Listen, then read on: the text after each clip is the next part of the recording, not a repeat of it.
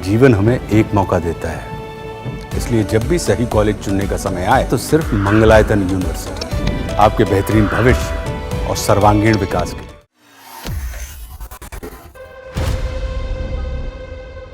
अपने देश में एक मुहावरा है, गरीबी में आटा गीला। ये मुहावरा इस समय पाकिस्तान पर बिल्कुल सटीक बैठता है। एक तरफ भारत ने ऑपरेशन सिंदूर में पाकिस्तान की जमकर कुटाई की, दूसरी तरफ पाकिस्तान गरीबी की मार झेल रहा है। पाकिस्तान में एक ऐसी रिपोर्ट सामने आई है जिससे पूरे पाकिस्तान में हड़कंप मचा हुआ है। कर्ज के भरोसे चल रहे पाकिस्तान की हालत बद से बदतर होती जा रही है। पाकिस्तान में आर्थिक सर्वेक्षण की एक रिपोर्ट सामने आई है जिसमें बताया गया है कि पाकिस्तान के ऊपर कितना कर्जा लदा हुआ है। पाकिस्तान के वित्त मंत्री मोहम्मद औरंगजेब ने 9 जून 2025 को अपने देश का आर्थिक सर्वेक्षण 2024-25 जारी किया। इसके जारी होते ही पाकिस्तान में भूचाल आया हुआ है। पाकिस्तान की ओर से जारी सर्वे के अनुसार 31 मार्च 2025 तक पाकिस्तान पर कुल कर्जा 76,007 बिलियन पाकिस्तानी रुपए पहुँच गया है। आज तक पाकिस्तान पर इतना कर्जा कभी नहीं हुआ। भारतीय मुद्रा में इसे काउंट करें तो ये 23.1 ट्रिलियन रुपए के करीब बैठता है और अमेरिकी डॉलर में ये 269.344 बिलियन है।